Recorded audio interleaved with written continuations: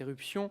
Nous recevons Monsieur Nicolas Musicas, directeur général France de la société turque Getir, spécialisée dans le quick commerce, et Madame Mathilde Closer, directrice des relations publiques de Getir.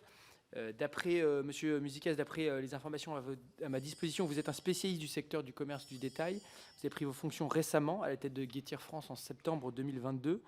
Vous avez néanmoins pu assister en décembre 2022 au rachat par la société Getir de son concurrent allemand Gorias, pour lequel avait déjà racheté la société française Frischti. À ce jour, vous êtes donc à la tête de l'une des principales entreprises de quick commerce qui utilise pour son activité des entrepôts, des locaux commerciaux situés en centre-ville, parfois appelés dark stores. On voit notamment à Paris, où la rapporteure et moi-même sommes élus, qui permettent de livrer en moins de 10 minutes des courses alimentaires. Nous vous remercions de votre présence aujourd'hui pour éclairer les travaux de notre commission d'enquête qui poursuit un double objectif. D'une part, identifier l'ensemble des activités de lobbying menées par l'entreprise Uber pour pouvoir s'implanter en France, le rôle des décideurs publics de l'époque, les fameuses Uber Files, et émettre des recommandations concernant l'encadrement des relations entre les décideurs publics et les représentants d'intérêts. Et d'autre part, évaluer les conséquences économiques, sociales, environnementales du développement du modèle Uber en France, l'ubérisation, et les réponses apportées et à apporter par les décideurs publics en la matière. Alors, sur le premier point, bien sûr, vous n'êtes pas concerné en premier chef. Néanmoins, il serait quand même intéressant de nous indiquer quel type de relation l'entreprise Getir France entretient avec les pouvoirs publics, les ministères en charge du contrôle, de la régulation de votre activité, comme le ministère de l'économie. Et sur le second point, notamment, nous avons été conduits à nous interroger beaucoup, on vient d'en parler d'ailleurs avec les représentants de la Cour de cassation, sur le débat sur le statut des employés des plateformes d'emploi comme Uber ou comme la vôtre, employés comme travailleurs indépendants, mais souvent requalifiés par le juge comme salariés en raison d'un lien de subordination vis-à-vis des plateformes employeuses. C'est aussi un débat évidemment chez beaucoup de nos voisins européens ou en Amérique du Nord, et on voit arriver aussi une directive de l'Union européenne sur cette question de présomption de salariat. Je crois savoir que la plateforme Getir a voulu se démarquer de ce modèle, avait envisagé d'employer 5000 personnes en France qui auraient eu le choix du statut de salarié ou d'indépendant. Pouvez-vous nous confirmer ce point, nous indiquer combien de personnes sont employées par Getir France actuellement sous le statut de salarié et sur le statut d'indépendant, et nous expliquer les débats, les réflexions que vous menez à ce sujet. Pouvez-vous également nous expliquer le mouvement de concentration caractérisant votre secteur d'activité, vos perspectives de croissance en France et la façon dont vous voyez, puisque vous avez évolué dans ce secteur depuis plusieurs années maintenant, le développement et l'essor de ce secteur en Europe, et avec notamment une question qui m'intéresse tout particulièrement, c'est de savoir si, selon vous, votre business model, votre croissance dépend de cette question du statut du travailleur, de l'employé comme travailleur indépendant ou salarié, ou si c'est selon vous une question finalement assez secondaire dans l'essor, dans la croissance de ce modèle. J'ai relevé que plusieurs articles du site Mediapart ont dénoncé des licenciements massifs au sein de votre entreprise ces derniers mois. Pouvez-vous nous expliquer si ces informations sont justes, les raisons, le cas échéant, de ces licenciements? Je rappelle que cette audience est ouverte à la presse, qu'elle est retransmise en direct sur le site de l'Assemblée nationale. Avant de vous laisser la parole pour répondre à ces premières questions, avant d'entamer les échanges sous la forme de questions-réponses avec mes collègues, je vous rappelle que l'article 6 de l'ordonnance du 17 novembre 1958 relative au fonctionnement des assemblées parlementaires impose aux personnes auditionnées par une commission d'enquête de prêter serment, de dire la vérité, toute la vérité, rien que la vérité. Je vais donc vous inviter l'un après l'autre à activer votre micro, lever la main droite et dire « je le jure ». Je le jure. Merci. Oui. Je le jure. Merci beaucoup, je vous laisse la parole.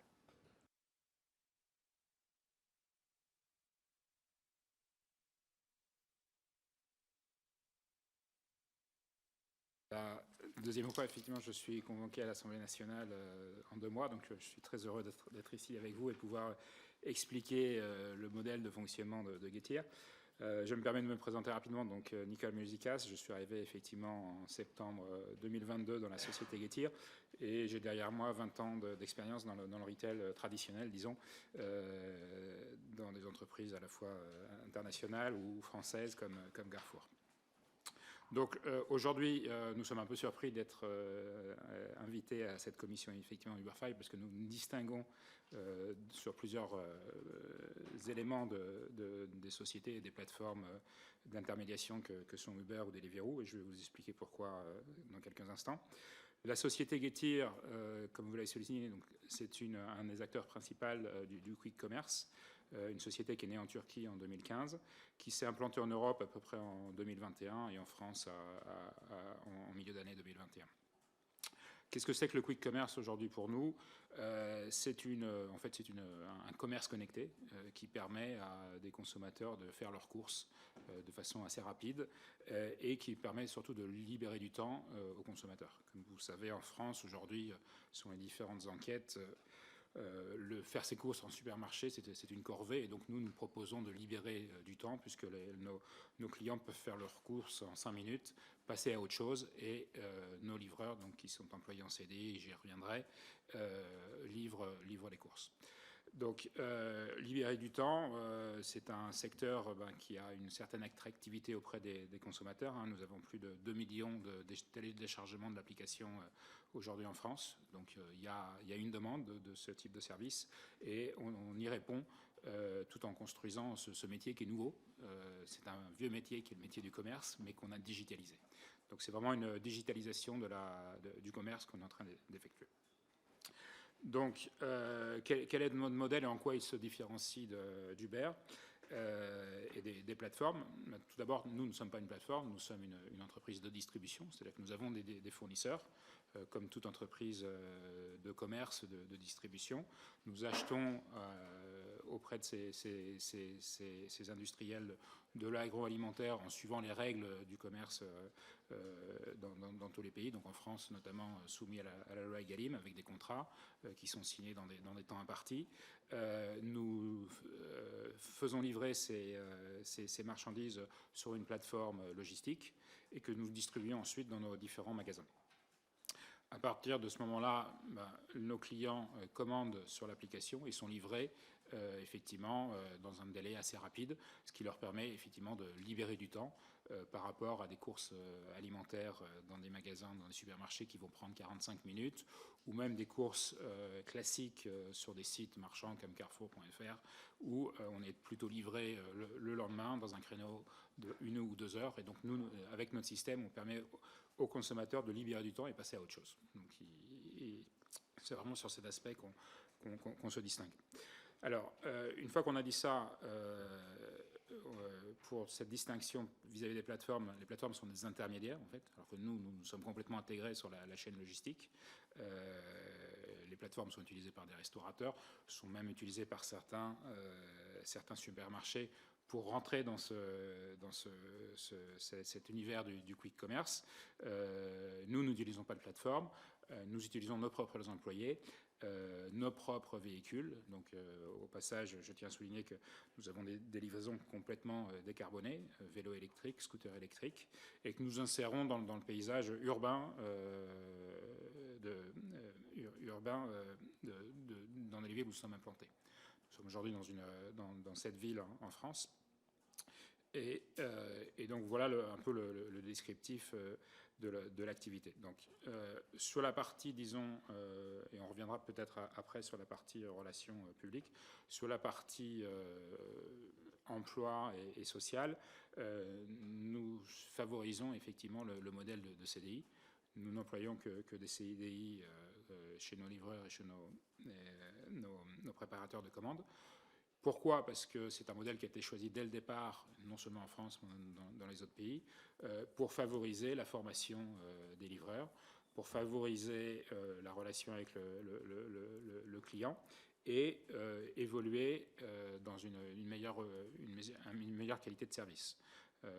Il se trouve effectivement, lorsque on interroge nos clients, les livreurs connaissent leurs clients, et donc on instaure une vraie relation client au travers de notre propre force de livraison. Je pense que c'est un modèle qui est très vertueux pour insérer un certain type de population dans le monde du travail. Nous sommes un véritable tremplin par rapport à des gens qui sont en premier emploi. Et par rapport effectivement à Uber et l'ubérisation, beaucoup de nos livreurs viennent en fait de ce monde-là. Ce sont des anciens auto-entrepreneurs, et donc on les insère dans un véritable métier. On veut faire du métier de livreur un vrai métier et développer ce métier en tant que tel. Donc voilà un petit peu pour le descriptif de ce qu'est Getir, de comment on travaille et comment on se différencie de Uber. Donc je répète, Uber n'a pas de fournisseur, Uber n'a pas d'entrepôt logistique, Uber n'a pas de magasin physique et Uber n'a pas d'employés. Nous avons tout ça. Donc voilà les grandes lignes de différenciation. Donc sur la croissance en France, donc, nous avons évidemment des ambitions de nous consolider comme acteur principal sur le marché du quick commerce. Nous pensons que c'est un marché d'avenir. Aujourd'hui, 10% des courses alimentaires sont faits en ligne. Et nous voulons nous inscrire dans ce paysage futur de la distribution en ligne, qui, encore une fois, selon notre modèle, libère du temps pour les consommateurs. Et c'est ce sur quoi on insiste. Donc, vous posez une question effectivement sur le statut de travailleur, donc statut CDI. Nous insistons sur ce statut. Alors évidemment, c'est pas évident. Il y a des difficultés. On rencontre des difficultés puisque, comme je le disais auparavant, on recrute des gens qui sont en situation de premier emploi ou des gens qui étaient dans des situations d'autres entrepreneurs. Et donc, il y avait une certaine difficulté à rentrer sur le marché du travail. Et des fois à s'adapter effectivement aux règles et aux droits du travail.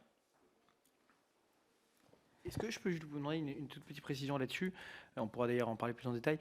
Est-ce que je me trompe en disant qu'il me semblait qu'au moins au sein de Frishti fonctionnait avec des auto-entrepreneurs et donc, est-ce que vous avez changé le fonctionnement interne de Frishti ou est-ce que Getir et Frishti sont séparés de ce côté-là? Oui, alors je vous confirme. Donc, effectivement, nous avons racheté Gorillas et au sein de Gorillas, Frishti avait été racheté par Gorillas. Donc, effectivement, nous nous retrouvons aujourd'hui avec ces deux nouvelles sociétés et dont Frishti, je vous confirme, travaille avec des auto-entrepreneurs. Ce n'est pas notre modèle. Aujourd'hui, nous sommes dans une phase d'analyse des sociétés. C'est une acquisition récente. Donc, on réfléchit effectivement à aller vers un modèle plus en phase avec nos origines et ce qu'on a développé jusqu'à présent. Alors, vous posez une question effectivement donc, sur l'article de Mediapart et vous demandiez combien on a d'employés aujourd'hui. Donc nous avons 900 à peu près CDI, 900 employés sur le périmètre Getir. Alors il est vrai qu'au mois de juillet, on a procédé à quelques licenciements, qui ont été mis en œuvre, disons, pour des raisons disciplinaires. Donc moi j'étais pas là quand ça s'est passé, mais si je regarde l'historique, en fait la société s'est développée assez rapidement, a pris et a recruté des gens, comme je disais, qui venaient du monde de l'auto-entrepreneuriat, des gens qui étaient en première situation de CDI, et je l'avoue, il y a eu a priori un peu de laxisme dans la gestion des ressources humaines, parce qu'on était une société en plein développement, et elles n'ont pas forcément pris au fil de l'eau les décisions nécessaires pour mettre en place des mesures de suivi du travail. Donc on s'est retrouvé avec des situations de gens qui ne se présentaient pas au travail, des gens qui consommaient des substances illégales sur le lieu de travail, des gens qui se retrouvaient dans des situations de violence verbale ou physique sur le lieu de travail. Et il y a eu un certain laxisme, effectivement, pour mettre des mesures disciplinaires au fil de l'eau dans les premiers mois. Et donc, au mois de juillet, il y a eu une prise de conscience et donc on a procédé à des licenciements pour raisons disciplinaires. Alors, je n'ai pas les chiffres exacts en tête, parce il y a eu également des gens qui sont partis d'eux-mêmes. Il y a beaucoup de rotation dans ce métier. Ce que je peux vous dire, c'est qu'au mois de mai, il y avait à peu près 1700 personnes dans la société. Donc c'est vrai, le chiffre est important. Mais encore une fois, je crois que c'est un laxisme de la gestion des ressources humaines au jour le jour qui n'a pas été fait. Et donc au moment où il y a eu une prise de conscience qu'il y avait ces problèmes, la société a procédé à ces licenciements pour faute grave.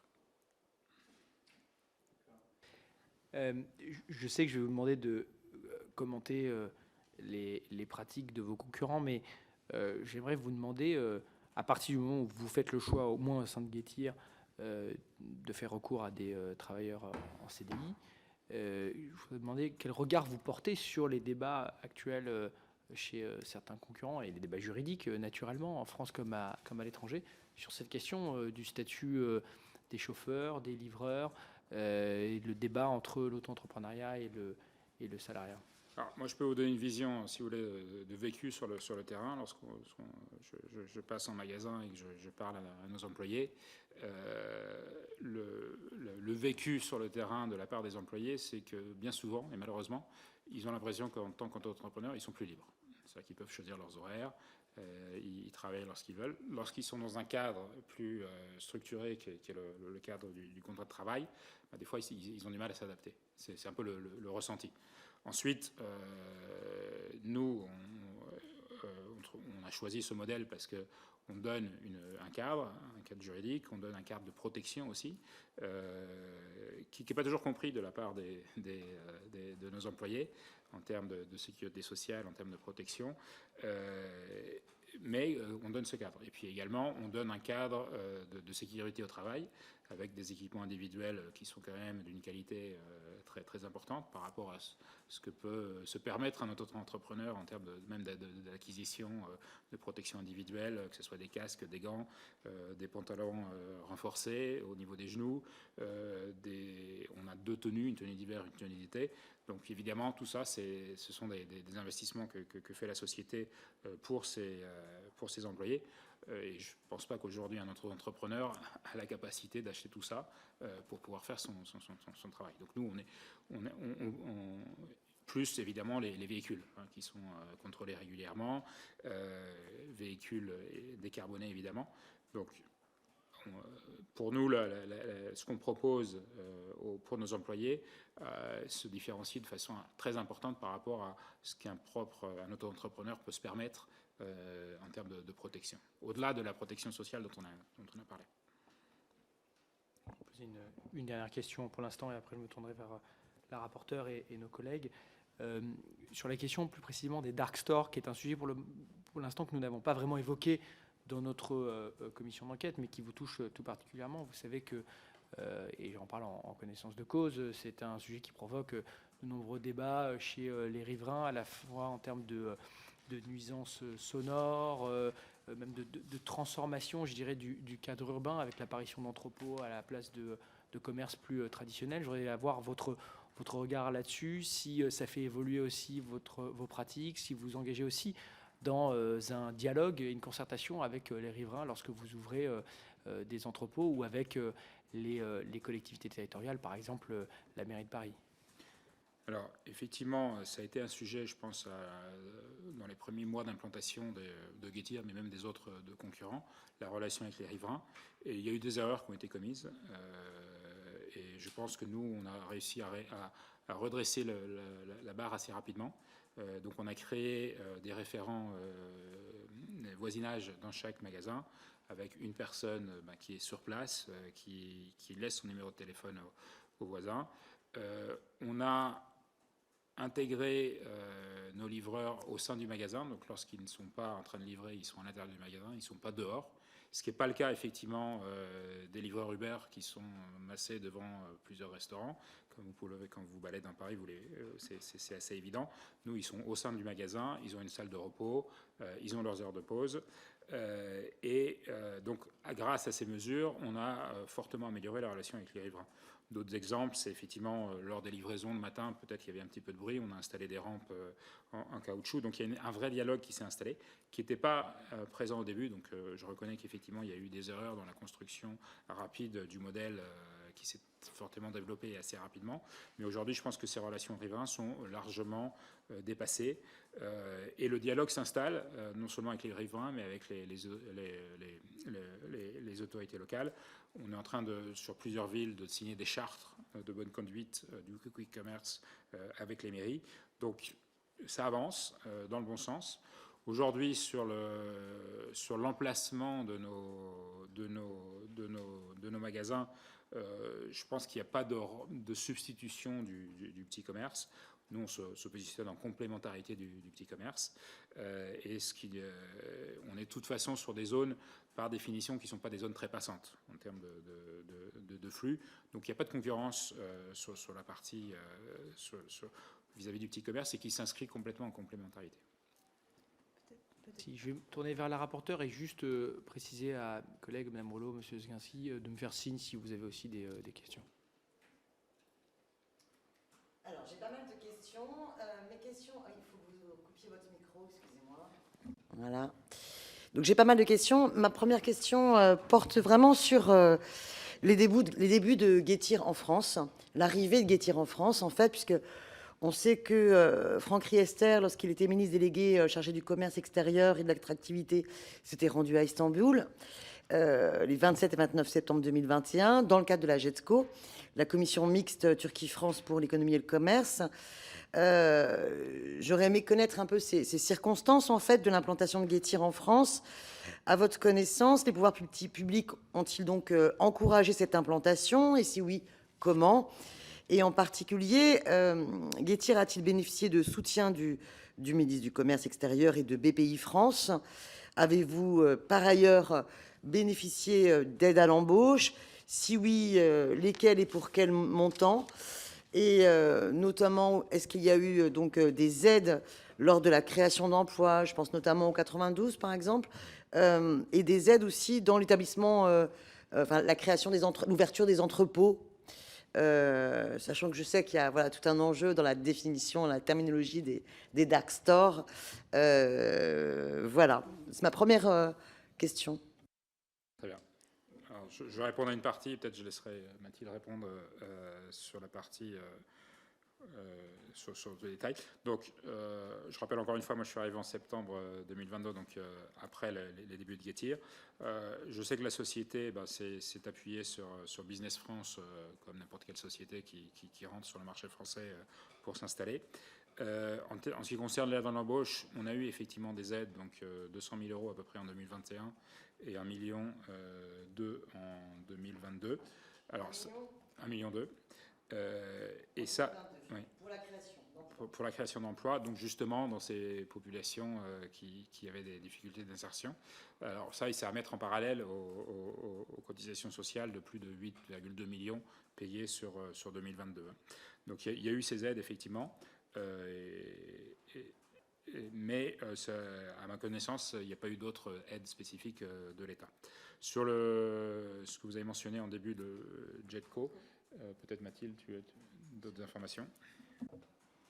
Alors effectivement, à ma connaissance, on n'a pas participé à ce GETCO, mais voilà, moi je suis arrivée aussi en mars 2022, donc c'était avant mon arrivée. En revanche, c'est vrai qu'on a participé au GETCO qui a été organisé il y a quelques mois à Paris. Mais ce GETCO-là, à ma connaissance, effectivement, on n'y a pas, celui que vous mentionnez, on n'y a pas participé. Effectivement, oui, Getir, absolument, ouais. À ma connaissance, encore une fois. Et effectivement, moi, de ce que je sais, c'est que vraiment les contacts préalables qui ont été pris ont été faits uniquement au travers de Business France et pas avec des interlocuteurs politiques ni ministres. En amont de la plantation.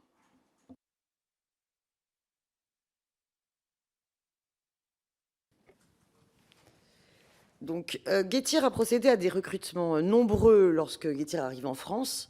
Ça coïncide par ailleurs à une période de très forte levée de fonds de la part de votre plateforme. Et comme vous nous l'avez confirmé, par la suite, il y a eu quand même beaucoup de licenciements. Vous nous dites aujourd'hui, on est à 900 employés, qui a certes eu des licenciements pour raisons disciplinaires et des départs, mais vous nous dites aussi que, en fait, vous étiez 1700 en mai, ce qui fait quand même un écart de 800. Vous n'ignorez pas que la loi oblige, dès lors qu'un employeur interrompt les contrats de plus de 9 personnes au cours d'une période de 30 jours, il est obligatoire que l'employeur procède à un plan sauvegarde de l'emploi, un PSE. Avez-vous procédé à un PSE? Donc non, il n'y a pas eu de PSE, justement parce que ces licenciements étaient dus à des fautes graves, donc pour raisons disciplinaires. Vous réalisez que sur un nombre aussi important de départs, puisque je ne sais pas si le différentiel de 800 entre les 900 employés actuels et les 1700 personnes en mai, je ne sais pas s'il s'agit de 800 licenciements ou quelle est la part des licenciements pour faute grave et la part de départ, de démission de l'entreprise. Mais là, vous comprenez que c'est un chiffre qui est quand même énorme, qui forcément prête à très forte interrogation. Là-dessus, nous avons les articles de Mediapart qui montrent que voilà, qu'il y a, pour reprendre vos propos, vous dites un laxisme dans la gestion des ressources humaines au jour le jour. On pourrait au contraire avoir l'impression d'un laxisme du fait de la direction des ressources humaines vis-à-vis de l'application du droit dans le cadre des ruptures de contrat de travail avec l'entreprise. Permettre de compléter cette question pour vous demander aussi s'il y a des contentieux actuellement en cours avec certains des employés qui seraient partis dans le cadre de ces licenciements. Très bien. Alors, effectivement, le nombre est assez élevé, mais encore une fois, c'est disons une gestion des ressources humaines depuis le départ, parce qu'il manquait des gens au niveau des ressources humaines, qui n'a pas permis de faire ce suivi des employés. Donc, vous parliez du droit du travail.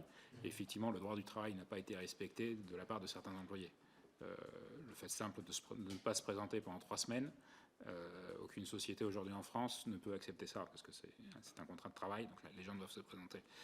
Le fait de se battre sur le lieu de travail, c'est la même chose. Ça donne lieu à des mesures disciplinaires.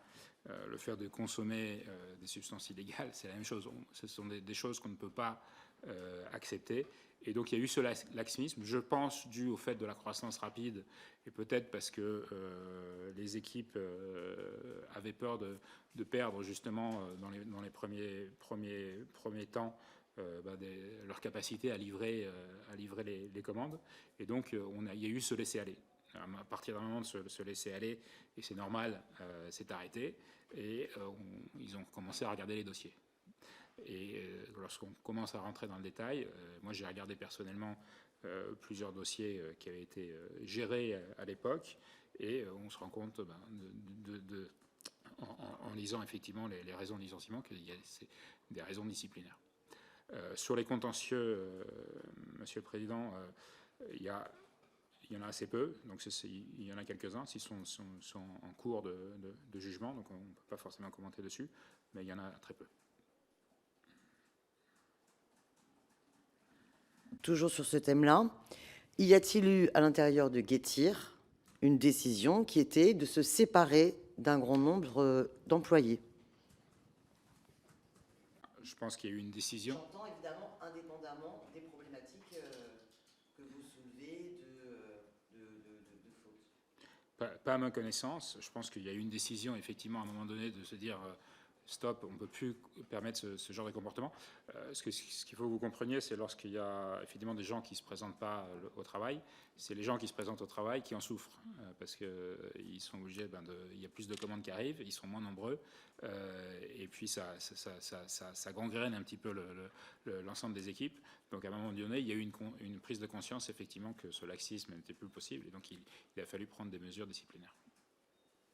Et pourtant, vous n'avez pas procédé au recrutement pour pouvoir compenser l'ensemble de ces départs.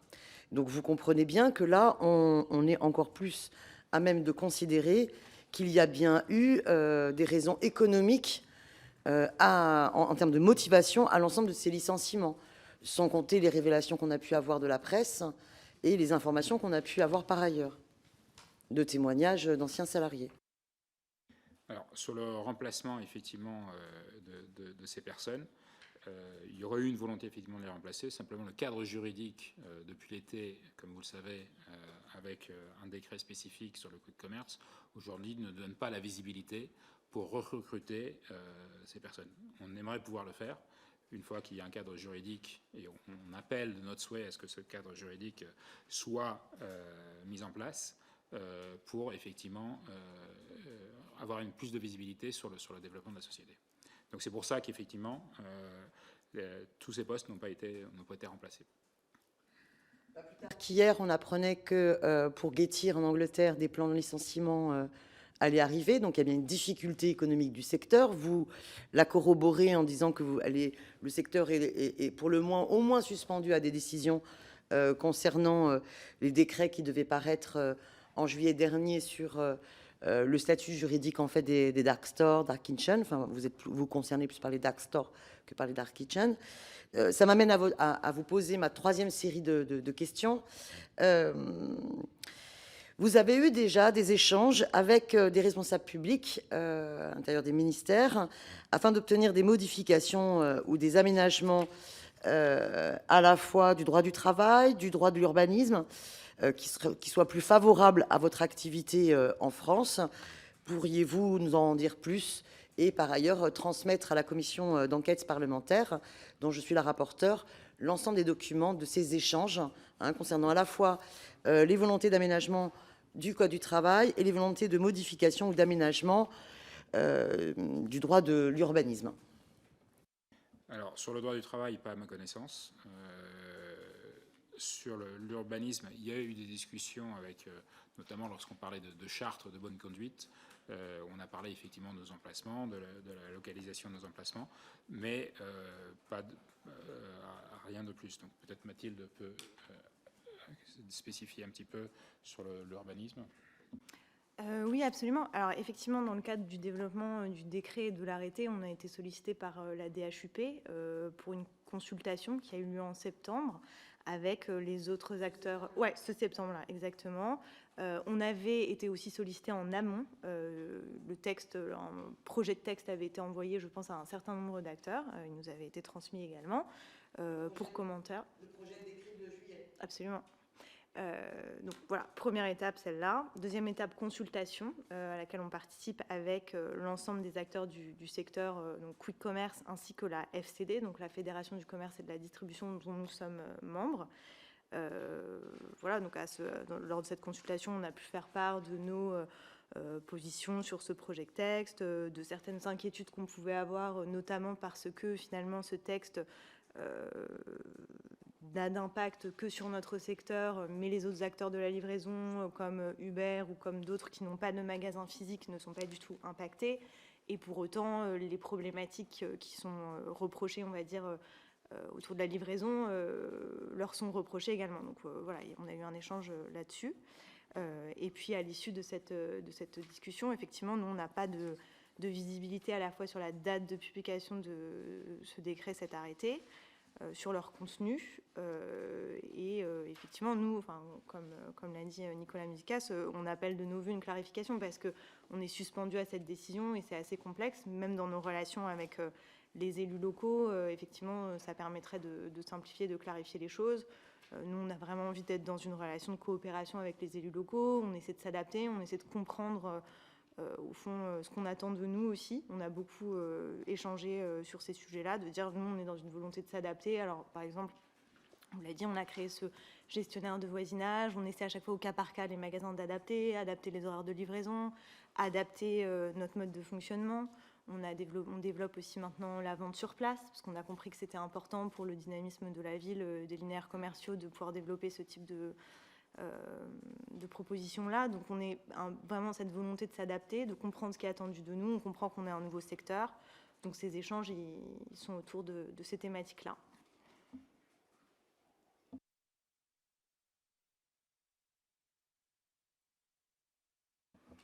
Merci beaucoup pour votre présence et vos explications. En fait, je voudrais avoir quelques éclaircissements. Donc, vous avez dit au tout début de votre intervention, si j'ai bien compris, que le marché était porteur. Et bon, comme l'ont expliqué mes collègues, on voit l'évolution de vos effectifs et on peut en déduire que finalement, d'après vos derniers propos, le marché serait peut-être pas porteur. Donc voilà, maintenez-vous que le marché est porteur, et comment voyez-vous sa croissance dans les années qui viennent? Et après, j'ai une seconde question. Donc, si j'ai bien compris, vous avez Getir d'un côté qui emploie en CDI, et de l'autre côté, des entreprises que vous avez rachetées, donc Gorillas et Frishti, qui, elles, étaient plutôt en mode auto-entrepreneur. Donc, même si Getir semble avoir des difficultés, j'imagine que si vous avez racheté Gorillas et Frishti, la situation devait être plus compliquée chez vos concurrents encore. Du coup, par rapport à ces deux modèles économiques, donc salariat versus auto-entrepreneur, pouvez-vous détailler les éléments de compétitivité prix et compétitivité hors prix de ces deux modèles économiques finalement? Voilà, c'est mes questions. Je vous remercie. Donc, alors effectivement, sur le développement de Getir, Getir est en France dans la durée. Les investissements qui ont été réalisés jusqu'à présent sont assez importants, donc c'est pour s'inscrire dans la durée. Et cette durée, elle passe par notre modèle. Donc notre modèle, comme je l'ai précisé, donc c'est des magasins en propre, c'est une plateforme logistique en propre, c'est des relations avec des fournisseurs de l'industriel et alimentaire, dont 30% sont des PME françaises.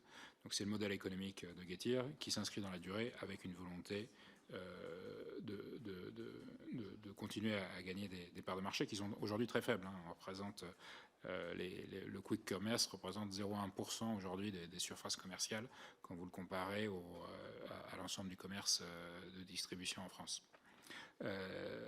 Mais il y a une vraie lame de fond qui est les achats en ligne. Et donc nous pensons que notre solution libère du temps pour les consommateurs et donc du coup s'inscrit de façon plus pérenne dans un commerce de demain. Il est vrai qu'aujourd'hui, et c'est le cas partout dans la distribution, l'inflation, la situation internationale fait que aujourd'hui la consommation est un peu en berne, et donc comme tout le monde, on en subit un petit peu les conséquences. Mais je pense que le modèle économique s'inscrit dans la durée. Donc c'est un modèle économique qui est nouveau, donc qui a besoin de temps pour trouver sa voie. Et je pense que dans certains pays, la voie a déjà été trouvée, donc de rentabilité, avec un système basé sur l'emploi. L'emploi, c'est CDI. Donc on a probablement encore un petit peu de temps devant nous pour améliorer le modèle, mais il y a une vraie volonté de rester sur ce modèle.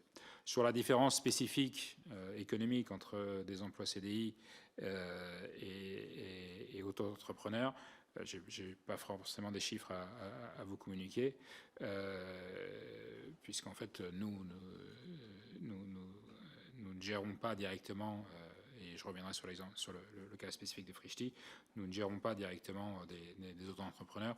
Donc je pense que c'est plus une question adressée à Uber, savoir combien ils payent effectivement leur auto-entrepreneur.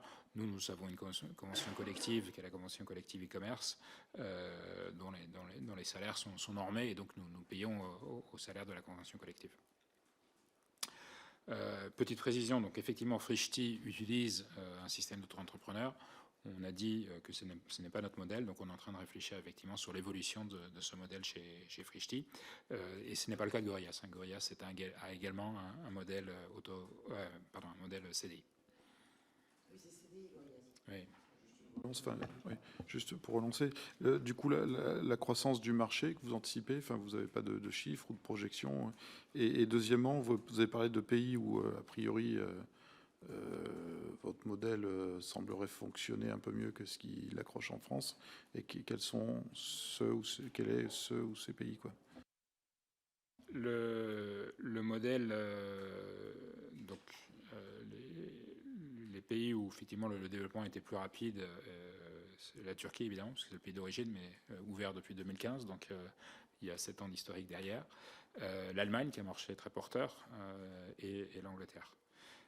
La France s'inscrit je pense, à la potentiel pour pour se développer. En termes de développement, les études montrent qu'à terme, 30% du marché des courses se feront en ligne. Donc nous estimons qu'entre un modèle où on est livré le lendemain dans un créneau de 2 heures et un modèle où on est livré dans les 20 minutes, les consommateurs auront tendance à choisir le modèle de 20 minutes. Justement parce que ça leur permettra de libérer du temps et de ne pas être dépendant d'une livraison le lendemain dans un créneau de 2 heures. Pour rebondir sur ce que vous venez de dire sur l'Allemagne et le Royaume-Uni, donc qui vous paraissent être des marchés un peu plus matures, d'après ce que je crois comprendre pour votre activité, que le marché français, qu'est-ce qui explique aujourd'hui ce retard? Est-ce que c'est un cadre légal plus contraignant en France que ses voisins? Alors, encore une fois, moi je m'occupe de la France, donc je ne connais pas toutes les spécificités. J'avais géré dans le passé des sociétés au niveau international et je pense que le marché allemand est à peu près aussi sur le même niveau que le marché français. Je ne dirais pas la même chose de l'Angleterre, évidemment, mais en Allemagne, je pense que en termes de relations sociales, on est à peu près sur le même niveau qu'en France. Donc je pense que c'est plus une question effectivement de maturité du marché vis-à-vis des consommateurs que d'environnement social.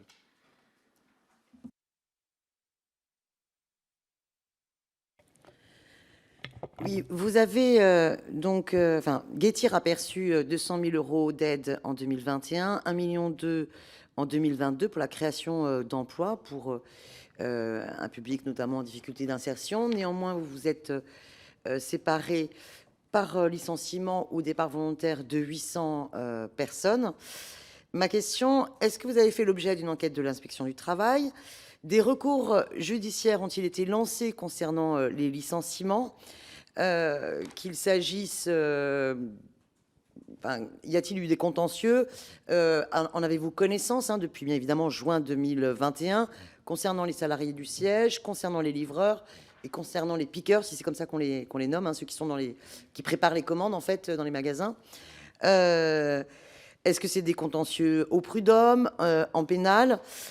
Aussi, la presse s'est fait écho d'incitations financières versées à certains cas de Getir à condition qu'ils procèdent à des nombres suffisants de licenciements. Est-ce que vous confirmez cette information? Vous avez dit que vous étiez membre de la FDCT, de la fédération... la FCD, la Fédération du commerce et de la distribution, pardon, si je mets dans le mauvais ordre. Voilà, comment vous respectez l'ensemble de du cadre légal concernant le commerce et la distribution? Très bien. Alors, sur l'inspection du travail, il n'y a pas d'enquête.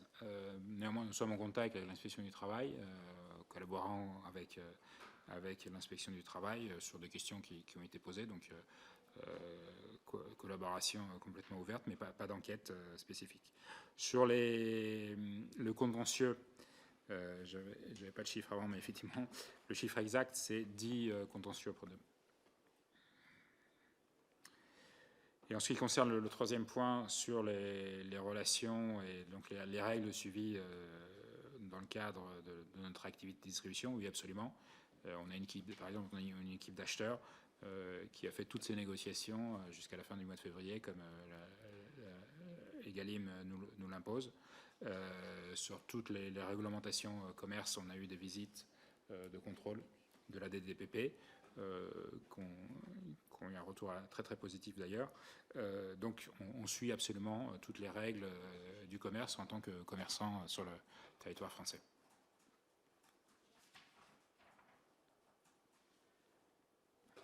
Pour la commission d'enquête parlementaire, en plus de l'ensemble des échanges de Getir avec les responsables publics concernant les questions de modification et d'aménagement du Code du travail ou du Code de l'urbanisme, on souhaiterait avoir du coup les échanges avec l'inspection du travail qui a pu avoir.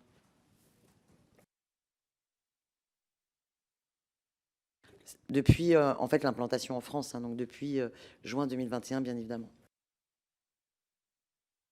C'est une requête de documents? En fait, pour la commission d'enquête... pardon. Votre micro. la commission d'enquête parlementaire, voilà, je souhaiterais en tant que rapporteur que nous puissions avoir accès aux documents de l'ensemble des échanges que vous avez eus avec l'inspection du travail depuis l'implantation de Getir en France, voilà, et également l'ensemble des échanges que vous avez pu avoir avec les pouvoirs publics et notamment les ministères concernant des questions liées à une modification du droit ou une modification des aménagements du Code de l'urbanisme. Je me souviens pendant l'audition auxquelles vous avez par ailleurs participé, les auditions qui étaient sous l'impulsion de Maud Gaptel dans le cadre de la mission d'information sur le quick commerce. Désolée si je me trompe dans l'intitulé précis et exact. Monsieur Emmanuel Grégoire, premier adjoint à la maire de Paris, avait dit très clairement qu'il avait eu le sentiment que le projet de décret d'arrêté de juillet dernier avait été fortement dicté par les intérêts des acteurs du e-commerce. Voilà pourquoi l'ensemble de ces échanges nous intéresse aussi tout particulièrement et depuis juin 2021. D'accord, donc nous prenons note.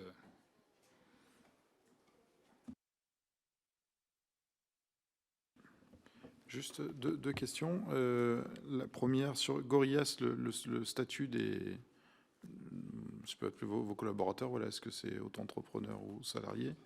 Et sur Frishti, du coup, vous envisagez quoi, de proposer des CDI à vos collaborateurs actuels ou qu'est-ce que vous envisagez de faire, s'il vous plaît? Et pourquoi? Sur Gorillas, effectivement, je confirme, ce sont que des emplois en CDI comme chez Getir, que ce soit à la fois chez les livreurs ou chez les préparateurs. Chez Frishti, c'est une grande majorité de CDI, bien évidemment, les gens du siège et les préparateurs de commandes. Il y a une utilisation de quelques auto-entrepreneurs, mais une utilisation également de prestataires de services logistiques, de logistique urbaine de dernier kilomètre. Donc nous sommes en train d'analyser tout ça et de voir comment on va pouvoir gérer ce nouveau ensemble des trois sociétés. Donc on n'a pas de réponse aujourd'hui, c'est en cours d'analyse, l'acquisition est assez récente et c'est en cours d'analyse. Et du coup, par rapport à l'analyse, quels vont être vos critères? Est-ce que ça va être un critère de formation, de qualité des collaborateurs, de coût, de sécurité juridique, voilà, quels vont être les critères? Je pense que les critères vont être les mêmes que le choix qui a été fait initialement dans l'implantation de Getir. Donc, c'est un peu des trois éléments que vous avez cités, effectivement. Et donc, on prendra la décision en fonction de cette analyse. Mais aujourd'hui, la grande majorité des livreurs sur le périmètre des trois sociétés, ce sont des CDI. Bien, écoutez, on avait commencé en retard, mais nous sommes déjà 15 minutes là de l'horaire prévu. Donc pour nos collègues, je vais suspendre la séance ici. Je vous remercie beaucoup. Oui, donc voilà, on a des demandes de documents. Vous ferez le suivi et de toute façon, nous aurons peut-être d'autres demandes et d'autres questions à vous adresser dans les prochaines semaines. Et d'ailleurs, on n'exclut pas de pouvoir faire appel à vous à nouveau dans les prochains mois dans le cadre de la commission d'enquête. Mais dans l'intervalle, je vous remercie de votre présence et de votre disponibilité aujourd'hui. Je vous souhaite une bonne journée.